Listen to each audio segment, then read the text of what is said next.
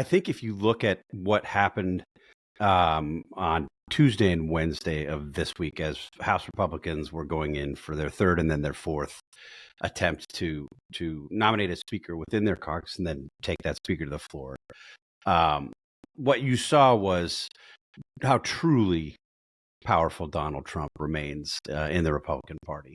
Tom Emmer, who ran the National Republican Congressional Committee, helped get many of his colleagues elected, traveled the country raising money for them, worked hard to earn goodwill. Pretty conservative guy, probably more moderate than some of the others who have been candidates for the office, but was somebody who had voted to certify the election and had not shown the kind of public fealty to Donald Trump that the MAGA crowd wanted him to. So immediately, Emmer, a member of leadership, when he announced there was a reaction in sort of MAGA world that Tom Emmer could not be Speaker of the House. And they pushed and pushed and pushed. Emmer made a call to Donald Trump down, I guess he's not at Mar-a-Lago, made a call to Trump and said, I'm with you, Mr. Trump. Please support my nomination. Trump talked about this publicly, sort of mused about the possibility of being supportive of Emmer. And then really quickly, when Emmer was chosen by his colleagues, nominated by Republicans, Trump gave a statement, and as Trump himself has said, killed Emmer's nomination. Emmer withdrew quickly thereafter. The irony is that all of this was happening as Donald Trump was in court listening to testimony from Michael Cohen in the fraud case that is taking place right now. And it came as Jenna Ellis, one of Trump's top lawyers, read a note of apology for her role in the post-election lies that Donald Trump and his team told.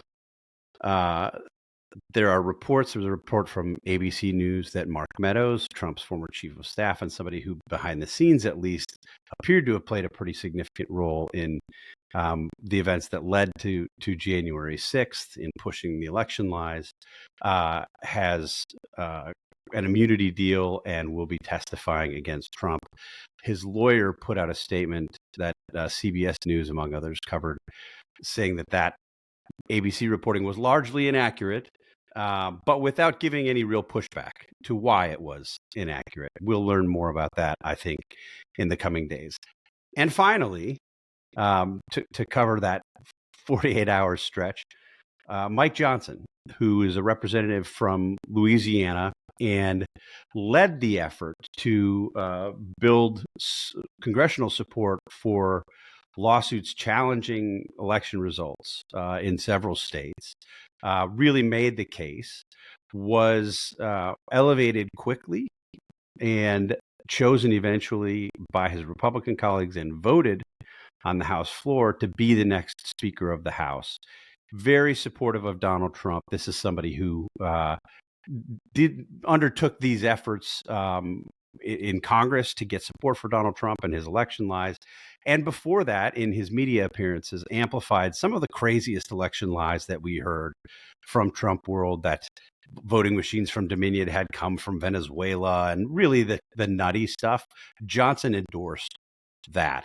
He is now the new Speaker of the House. Donald Trump is at a high or near high in the Real Clear Politics election polling for 2024, both in terms of his primary competition and the general election.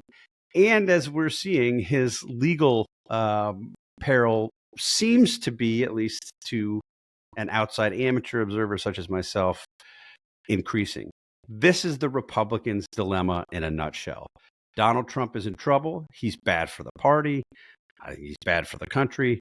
And his grip on the Republican Party seems to be at maybe an all-time high.